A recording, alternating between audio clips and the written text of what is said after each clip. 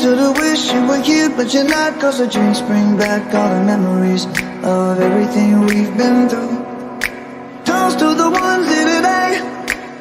First of all, welcome back to my channel और I am presenting you a very simple, easy and stand out recipe of kebabs जो आप lunch में दावत में anywhere you can put it और ये आपको लाजमी कॉम्प्लीमेंट्स दिलवाएगा। इसमें मैंने बहुत ही सिंपल इंग्रेडिएंट डाले हैं, धनिया, पुदीना, गार्लिक और हरी मिर्चें। धनिया मैंने हाफ बंडल लिया था, पुदीना उससे थोड़ा और कम 3/4 लिया मैंने, और इसमें मैंने चिकन 800 ग्राम लेके एक ब्रेड को मैंने दूध में पूरा डिप करके रख दिया था थोड़ा, ताकि वो सूख कर ले, ये बाइंडिंग एजेंट की तरह काम करेगा।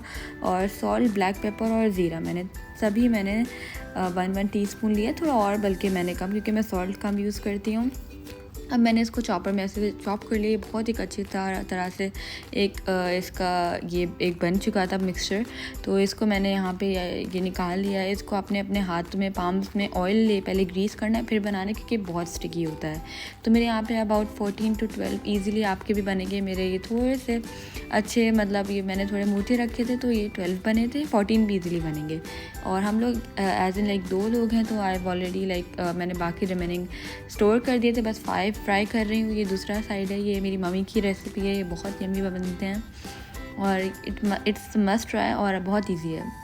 साइड बाय साइड यहाँ पे रायता है, इसलिए मैं बना रही हूँ, बहुत यम्मी डिप लगता है। इसके साथ धनिया, पुदीना, गार्लिक क्लोव्स और 2 मैंने हरी मिर्चें ली थी।